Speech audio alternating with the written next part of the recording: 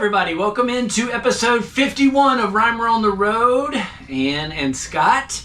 And we cannot wait to wrap up the Mighty Five of Utah with a review of Canyonlands and Arches and other stuff. I mean, there's other things to do in those areas as well, in the Moab area.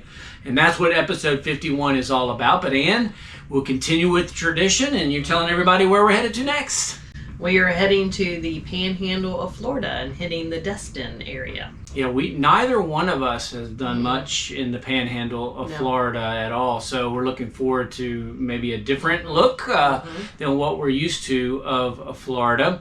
We're nowhere near the Mighty Five right now, and we're really nowhere near Florida. We're kind of in the middle, and if you want to keep up with all of that, know where we are in real time, it's Instagram, right? Check out Rhymer on the Road on Instagram. Yeah, this is kind of a hectic time of our trip as we pull hard to the east, and we are certainly pulling hard. We had a couple of long travel days before we recorded this. So Scott did great. Oh, well, you know, we had no choice. We had to get here, but we did get here safely, and you can see behind us a little bit of rain where we are now, which we hadn't seen a whole lot of rain at all on this trip, so we're looking outside like, what do we do?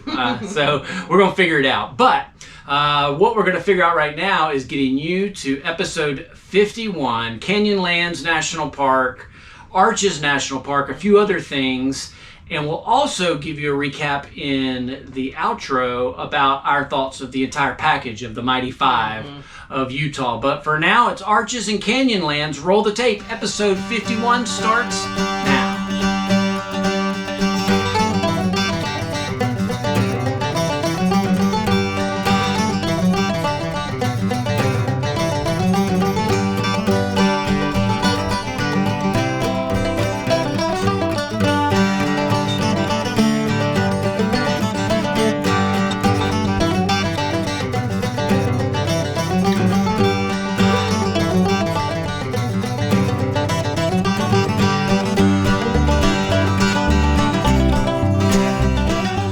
All right, Canyonlands National Park. We had one day in the park. That's all we had time for, but that was plenty of time to get up into what they call the Island of the Sky, which has a couple of short hikes, some overlooks. Lots of overlooks. Yes, lots of overlooks. Yeah. I think this is a great one-day national park. You can see most of it, especially if you're not going to take the long hikes. Right, well, and you can see most of Island of the Sky. It is in 3 or 4 sections that are pretty remote from each other. So I think to get to one of the other ones, it was going to take over an hour, hour and a half even, I think, to get down to it. So we just concentrated on Island of the Sky because it's closest to Moab. And I don't know, it was interesting. It was kind of a mix of a sort of a Grand Canyon, because you got all these overlooks and you got the canyon, the valleys, and I don't know how to describe it. It was beautiful. It was an easy drive, and so I like that you could actually get in there, and you talked about some short hikes to explore even more. But yeah, it was a good one. It even has some arches, and one major one, Mesa Arch, which is a really easy hike to get to. Now, it was very crowded when we got there.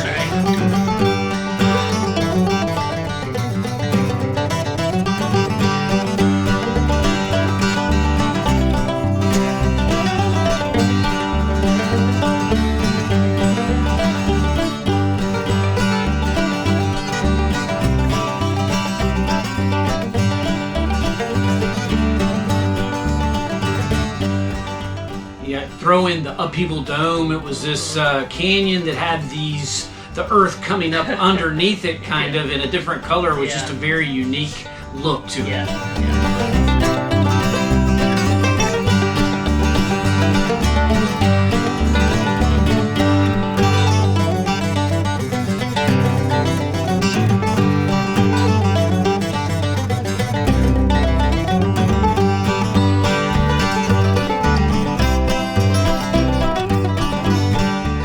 And you were talking about some of the canyons. I think it's the Green River overlook, and the Green River that has carved out a lot of the canyons here in Canyonlands National Park. And it'll really give you some good views. Colorado River runs through it as well. So you've got two big rivers that are cutting through and making these spectacular formations.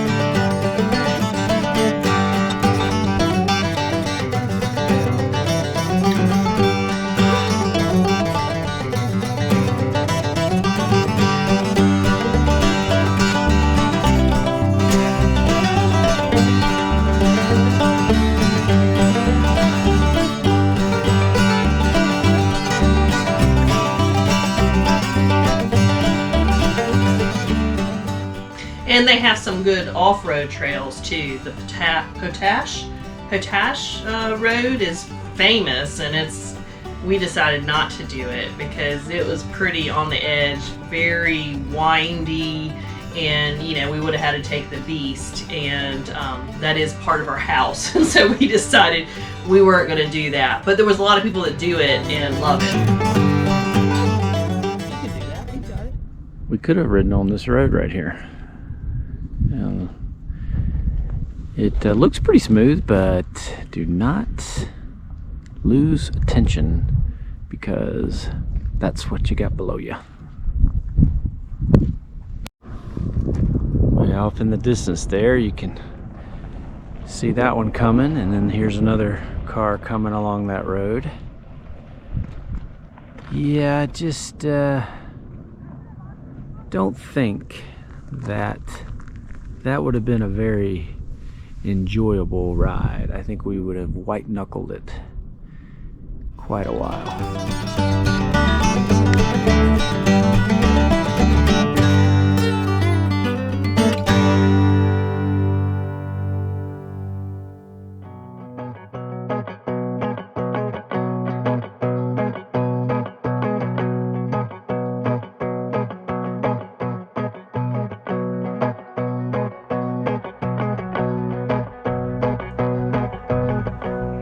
When you're basing out of Moab, you're right next door to both Canyonlands and Arches national parks, which are epic to visit, but also pretty cool was the Corona Arch Trail, which was not part of the national park, so it would have been free to get to. That's right.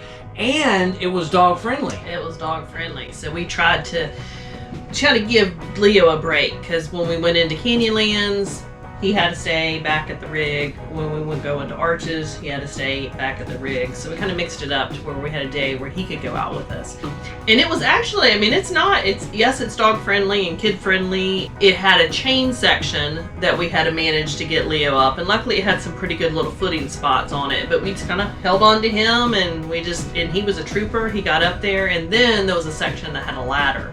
So we did have to go around the ladder. It was like maybe 5-6 foot ladder. It wasn't huge, but we just chose to go up around. If you have a dog that maybe is not as adventurous, that might not be the hike for you. That part of it would not be, although you can get to the chain area and still see the Corona Arch from a distance, so you still get the reward of the arch, even if you can't get all the way up there. But because we were able to get all the way up there, you could walk right up under it, and this is a massive arch. Yeah. And when I found this one, a lot of people talked about, of course, we talk about Delicate Arch, which we've talked about in Arches, which is one of the most famous arches in the world. But a lot of people say Corona Arch, one, I think it's a little bit bigger, and it's not as crowded. So it was really nice to be able to, and it's not as hard of a hike to get to it. So to me, it hit all the bucket list for us. It was a good hike. Leo could come with us. It wasn't overly strenuous, and then you could get right there to it, and there just weren't just masses of people. So to me, and then it was free to get to. So if you don't have a national park pass and you're in the area and you want to go see an arch, well, go see it, and it's for free. So there are other arches that you can get to besides Corona Arch. Then there was a little shoot off on the trail that you could even hit a third arch. So you could really, 3 arches and 1 trail.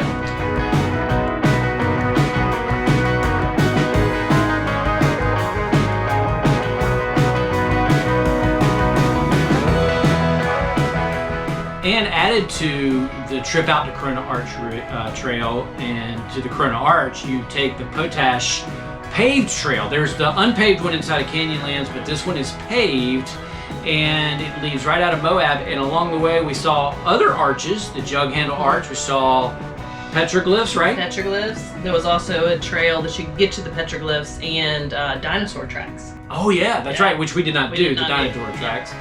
We saw some people climbing rocks, see that, and also we went by this little marina that you would put your boat into the Colorado River, so we were able to kind of see the Colorado River as it winds its way through. So it was a nice little drive.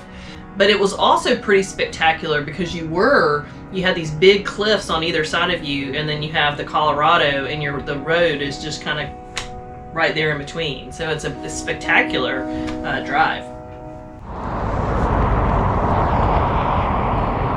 You can see these Jeeps climbing this cliff here.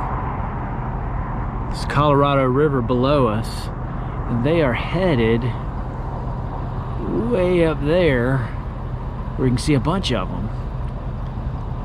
That is what we call crazy.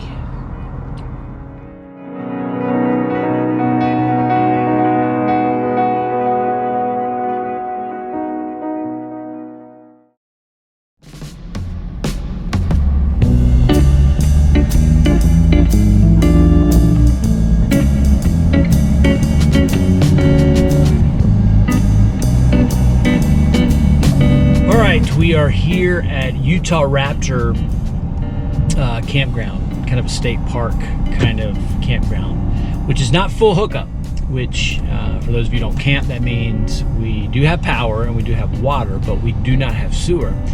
So as we've talked about in previous episodes, our 2 gray tanks, which is great to have 2 gray tanks. One of them is just for the sink.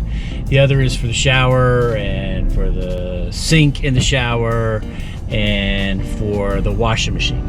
And so that tank fills pretty quick. In fact, if we take showers and do some wash, we can get about 4 or 5 showers, quick showers in there. If we do a wash, maybe only 3 showers and a wash. So when we stay at a place like this, we will typically, when it that gray tank begins to get full, I'll dump it into what we call our honey pot, and just take it to the dump station here in the campground and release it into the sewer. It's gray water. It's your shower water. It's your sink water. So it's not the dirty stuff. So it's not so bad. And it's a way to stay in a beautiful campground, which sometimes the beauty of the campground means you have to sacrifice the full hookup. And when we're here for 4 nights, which is what we are here at Utahraptor, and we're not full hookup, we just can't make it the entire time without having to at least dump once or twice. Again, no big problem. It's first world problems. It took 15 minutes. So that's what we're doing. And we may have to do it again. It depends on how many clothes we wash, but that's okay too if we have to do that.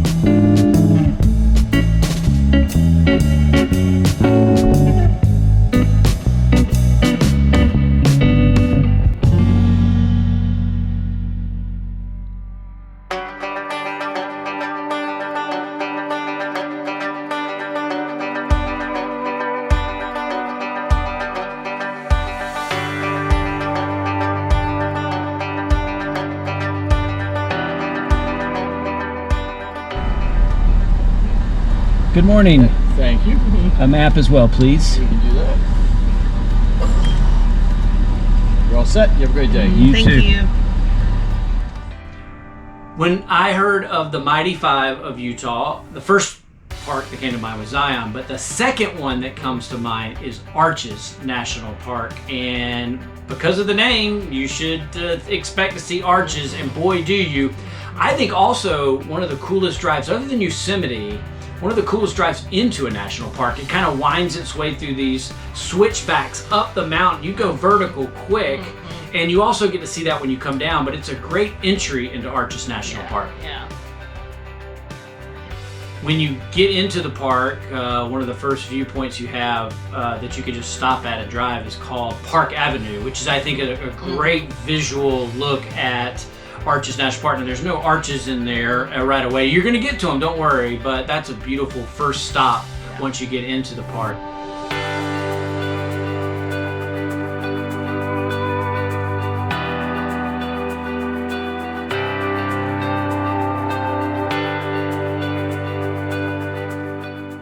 And it was pretty, like you said, lots of arches, but it also had some other scenery that was there. It had balanced rock, some grasslands. There again, yes, I thought of arches, but I really didn't know a lot about arches. And has a great scenic drive that you can take. It has lots of overlooks that you can stop at. You mentioned that Arches is not all about the arches, and that's true, but the arches are pretty epic, and you can get to them in most cases with shorter hikes. We did a variety. We did some that were pretty short, and you got to it pretty quickly, but we also did one that was a little bit longer. So I think you can have a mix of that depending on your ability to hike. Right.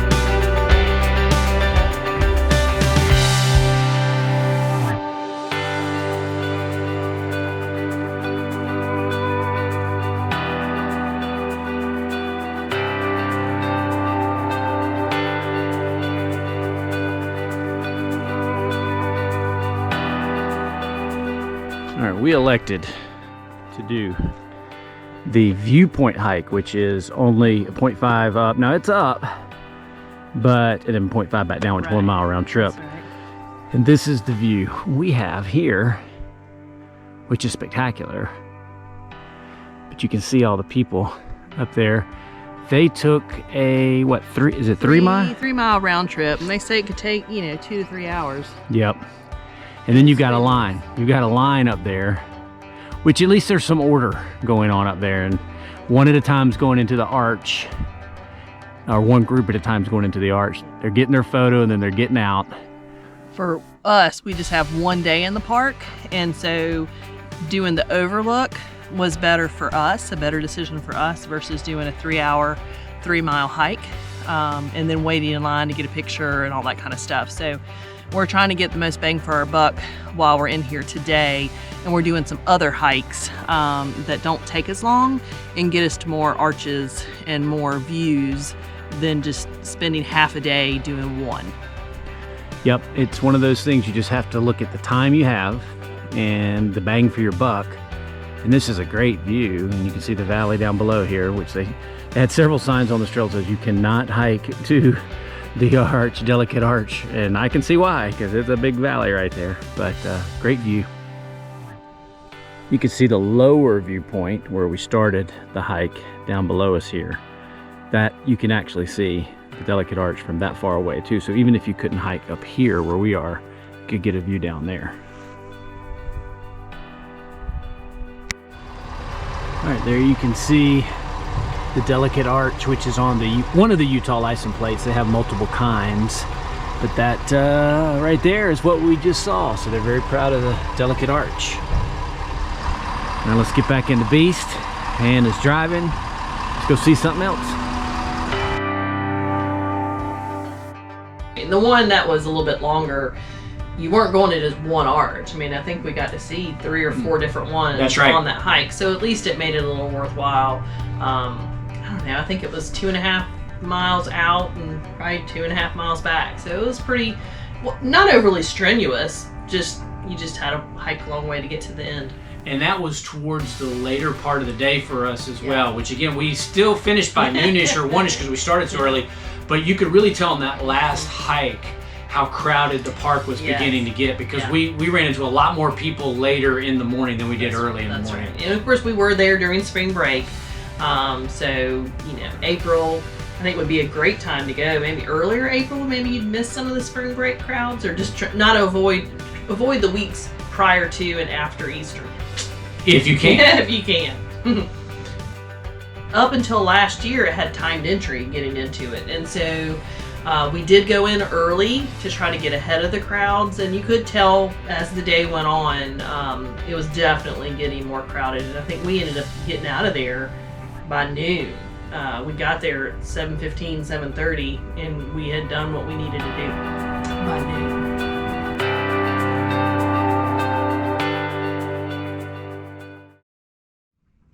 Okay, there you go. Episode 51 of Reimer on the Road. I can't wait to share our overall thoughts about Utah's Mighty Five. Stay tuned for that. We don't always talk about campgrounds in our episodes, but when we find one that's really cool, I deliberately put it into the video, and Utahraptor was a really, really cool campground. It's a state park. Utah opened last year, so I think it opened in 2025. So obviously, nicely paved. All the utilities worked really well. The bathrooms were nice. It had a nice little visitor center that she checked in at. And just the views. I mean, it was just, there's no trees because, you are in a desert. But big sites, great big views, and you didn't feel you were not on top of your neighbor, which was great. Not on top of your neighbor is the biggest one. I mean, the views were great, and I think depending on where you get in the park, you have different views. You can have the mountains on one side, and you can have the entry area to Canyonlands National Park on the other side of you.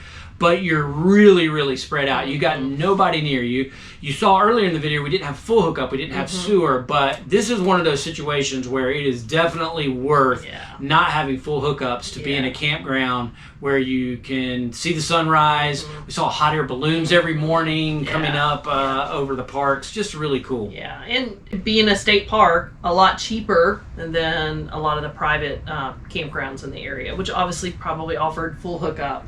But you are also going to be right on top of each other. And look, we're in one right now where we're not right on top of each other, but we've definitely been in ones where we're right on top of each other. So it's kind of a nice break when you can get into a state park and have some room spread out.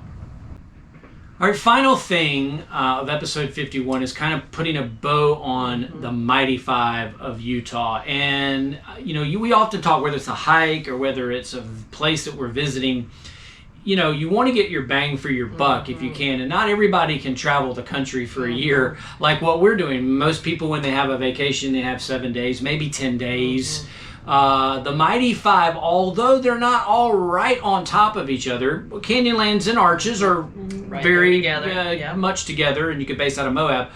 So in a week, you could do all 5 of the Mighty Five, or you could pick 2 or 3 to go to and really dive deep in them. But you get multiple national parks and other things, as you've seen. All the state parks that are around there.